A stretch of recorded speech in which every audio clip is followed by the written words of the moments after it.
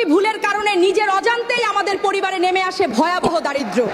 প্রিয় রাসূল সাল্লাল্লাহু আমাদের সতর্ক করেছেন এমন কিছু কাজ করা থেকে যা করলে ঘরে অভাব অনটন নেমে আসে। ঘরে দারিদ্র্য আসার সেই 14টি কারণ হচ্ছে: নাম্বার 1, পবিত্র কোরআন মজিদ তেলাওয়াত না করা। নাম্বার 2, মেহমান আসলে বিরক্ত হয়ে মুখ কালো করা। মেহমান তো আল্লাহর রহমত, তাদের অনাদরে রিজিক কমে যায়। নাম্বার 3, নিজের কলিজার টুকরা সন্তানকে গালি দেওয়া। নাম্বার 4, ঘরের কোণে বা ছাদে মাকড়সার জাল জমতে দেওয়া বা পরিষ্কার না করা। নাম্বার 5, খাওয়ার বাসনপত্র অপরিষ্কার বা নোংরা করে রাখা। নাম্বার 6, পুরো ঘর বাড়ি অগোছালো ও নোংরা করে রাখা। নাম্বার 7, ভাঙা বা ফাটা বাসনে খাবার খাওয়া। নাম্বার 8, খাবার পানি খোলা রাখা বা না ঢেকে রাখা। নাম্বার 9, মনে সবসময় খারাপ বা নেতিবাচক চিন্তা লালন করা। নাম্বার 10, ঘুটঘুটে অন্ধকারে খাবার খাওয়া। নাম্বার 11, দুয়ারে আসা ভিক্ষুককে সামর্থ্য থাকার পরও খালি হাতে ফিরিয়ে দেওয়া।